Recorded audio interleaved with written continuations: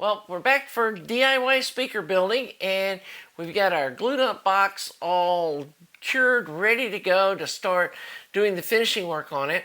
We're going to be using this Bosch router, 1/2-inch mandrel, variable speed, really nice router that I've had for a long time. I've used for a lot of different projects. I got this little set of Ryobi bits that maybe aren't top shelf, but they seem to work fine. They're nice carbide cutters. We're going to be using a flush trim bit to clean up the edges, and then we're going to come back with a 3/8 round over bit to round off the corners and give it a really organic shape, which I think looks awesome when it was finished with the textured black spray paint. So we're going to start working on finishing this guy up, and again, I want to remind you, don't do this indoors. The dust from this MDF just freaking gets everywhere. I made the mistake of doing that on the first one, and so we're going to be taking this stuff outside to work out there, so let's get busy. Okay, so we've got our little box outside, and we are going to use a edge bit to smooth out these edges first before we round them off. And we've got it screwed down to a little table outside. It's not super stable, but it's stable enough. So I'm going to show you doing these first few edges, and maybe across here, and then I'm going to get off camera, smooth off the rest of the edges, and then come show you what rounding bit looks like used on this. So here we go.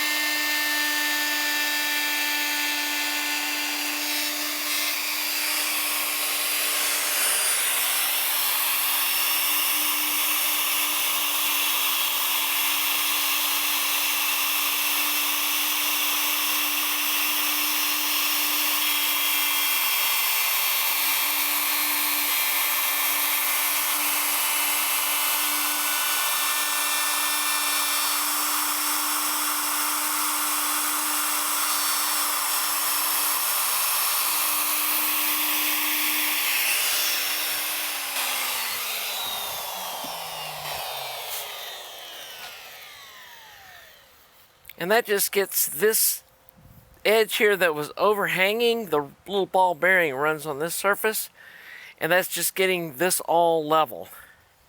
So I'm going to go all the way around the box and do all the edges and get all the edges done level, and then we'll come back and get our edging bit and roll the edge over.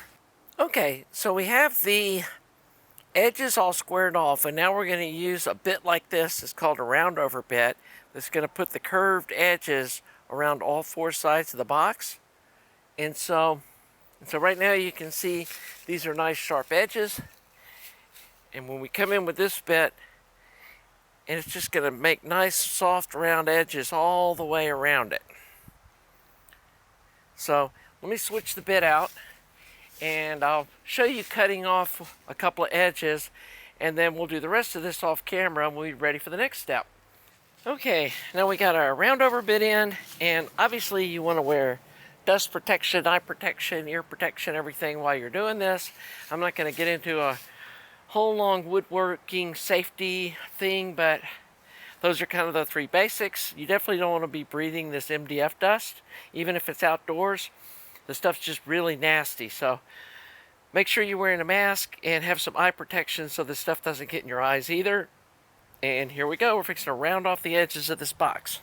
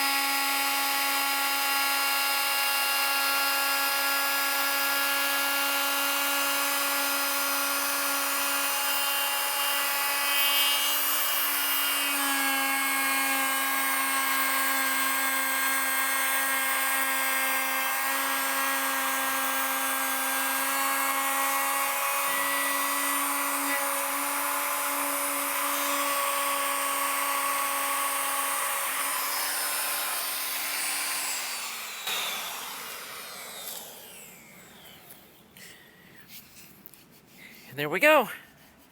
Got all those corners all nice and rounded off. And so we're going to go ahead and finish rounding off the other corners, and then we'll come back and show you the last step before we need to paint this thing. Okay, so now we've got all these corners rounded off, and we've got what I call roughing it in done. And really, hopefully this isn't rocket science talking about this. You just get this is like some 150 grit sandpaper, and smooth everything out. You want to get any little roughness in the edges out, and like here, you can feel a little bump right there. And like this edge down here, I've already smoothed off. And then it might see a little flat line there, and you might need to, roll the paper like that around the edge. And again, this isn't rocket science. You just kind of shape this thing up and get all the corners nice and rounded off. And then I'll probably come back. I don't know, I may just leave it in 150. That's probably smooth enough for this textured paint we're going to be putting on here. And let me zoom in and show you how nice and rounded off these corners look. And you can see this is even before sanding, how nice and smooth those are. So it's going to have a really nice, smooth, organic shape when we're done with it. So I'm going to do the majority of the sanding outdoors again, so I don't get this dust all inside the house. And then once we get this all sanded down smooth, it'll be time to put some paint on it. And one of the fun things about working outside is we get to hang out with Dolly. And she loves being outside. She loves hanging out with Mom, whatever she's doing. And FYI, Dolly is deaf, so she doesn't get to enjoy my audio gear, but she still participates nonetheless. Okay, well, after we got this rounded off, we came back with some 150 sandpaper, sanded the whole thing down, and then smoothed off all these corners. And then came back with some 400 grit and did a final sanding on it. And, we're using spray paint, your basic rattle can spray paint. So, you can't expect a perfect automotive quality finish, but I think it turned out quite good. Didn't end up with any runs. Actually, I had one slight little bad spot right here where I touched it when it was still wet, and I let it dry for about an hour and came back with some 400 sandpaper and sanded out the little boo-boo, and then came back and put another coat of paint on this front and can't even see it. So just know if you do have a little boo-boo, you can come back, and there's one little tiny run right here, and I'm not going to get crazy about trying to make this perfect. I think it turned out looking really cool. I like the way these super rounded off edges look, and it ends up looking like a one-piece cube. And I painted it with Krylon paint. This started off with this black primer just to give it a good coat of covering. And again, this MDF really absorbs things like glue and paint and stuff. So even though the paint I used said it didn't need primer, I went ahead and used some primer because it dries a lot quicker too. And then I came back and used this Krylon Fusion textured black paint.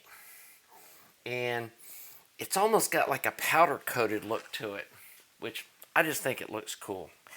I know I've said that 3 or 4 times, but anyway, so the next thing we're going to be doing is wiring up the crossover. And I'm not going to get into super detail about this because the GR Research did a really good job of showing wiring up the crossovers and how to, run the wires. You're basically, he showed it comes with this red, fairly heavy gauge red and black wire. I mean, the kit comes with solder and everything. I mean, he really gives you a bunch of stuff with it. But you're basically going to, run this and kind of go, well, we're going from this out the back and you cut off a little excess, and solder it onto here, there, put some heat shrink tubing, run them out the back for the binding posts, and then you run them out the front hole here where you're going to have the woofer come through, and then you run them out through the top here.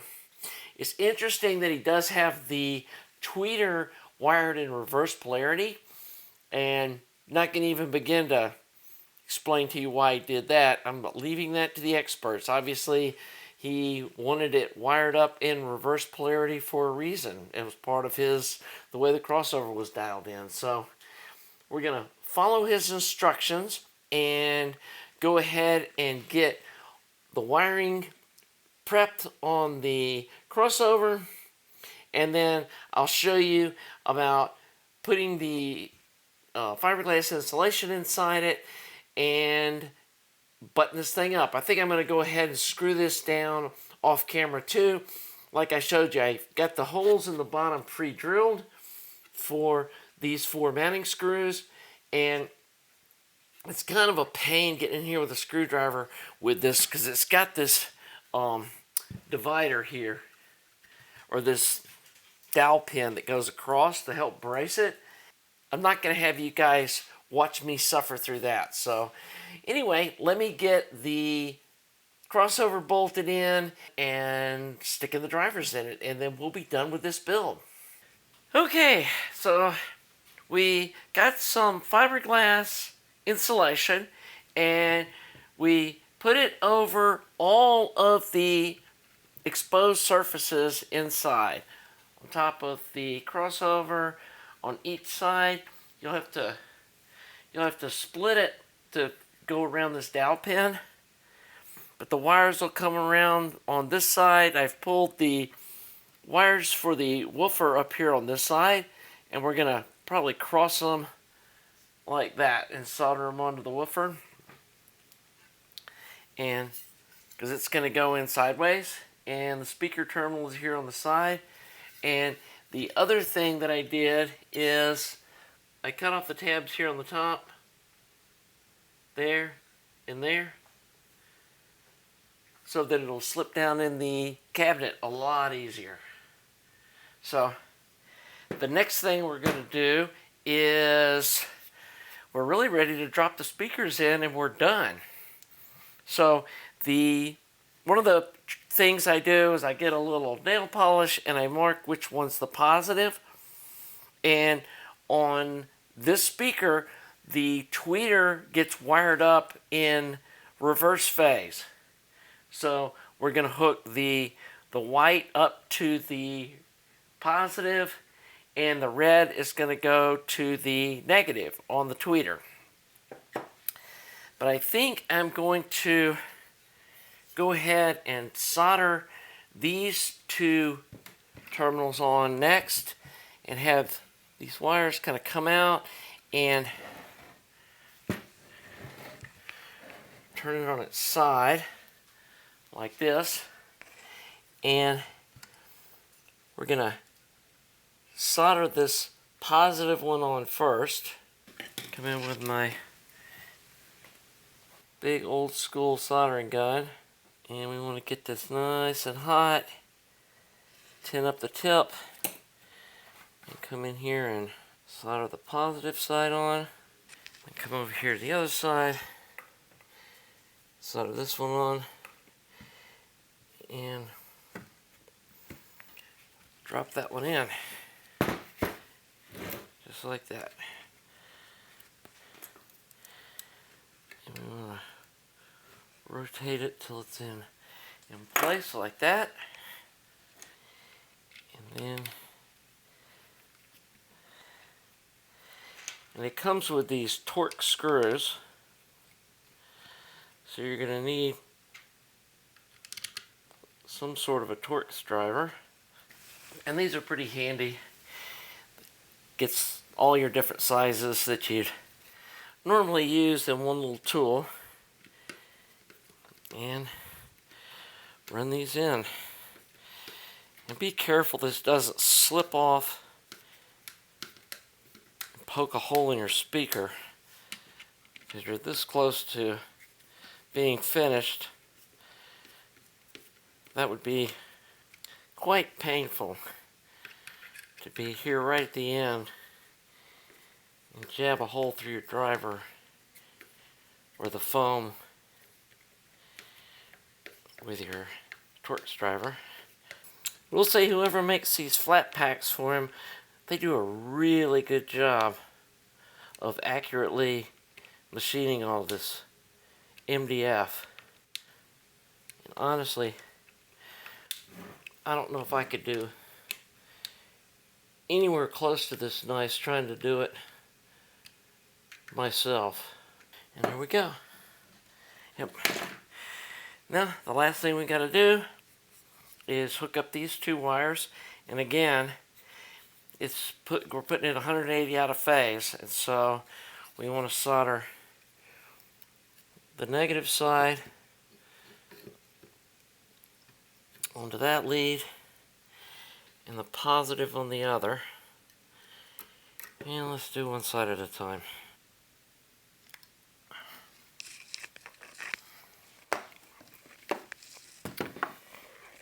And there's one side. And I think the paint was a little soft and I might have marred up my paint on the front here. I really should have let this paint dry like 24 hours before I started working on it. I think that got it. Okay, double check. We got the right phasing. And we screw this thing down and we're all done. Somebody commented on the first video. It's like, oh, I expected you to be building speakers from scratch. Well, at least with these little two-way speakers, I think there's coming up with a crossover that's going to work with the specific drivers that you have is not something that I honestly know anything about. And I know a lot of people are into the whole open baffle speaker thing, but I have a pretty small room that I listen to my music in, and I really prefer to have a couple of like nice sounding bookshelf speakers.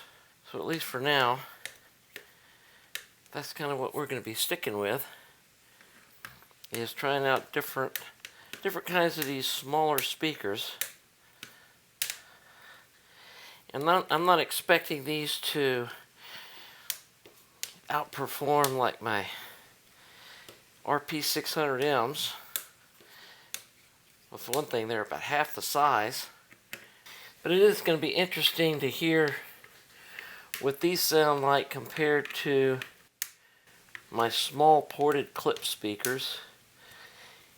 And I'll have to go look on the box for the other kit that I've got, but I've got another kit that has two drivers about this size with a small tweeter that we're also going to build and do a little comparo. But there we go. And GR Research has, shows you some they built. Well, they use like this blue Duratex stuff or something. I think this black looks really nice. With this black on the driver and you just see the little silver cones. I think it turned out to a really nice looking speaker. So, time to go break these guys in.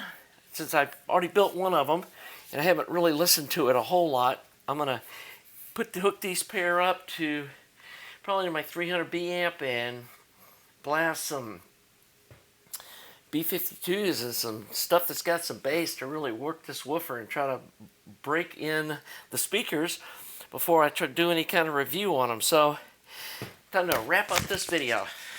Well, here we are at the end of another fun project, and I really enjoyed building these.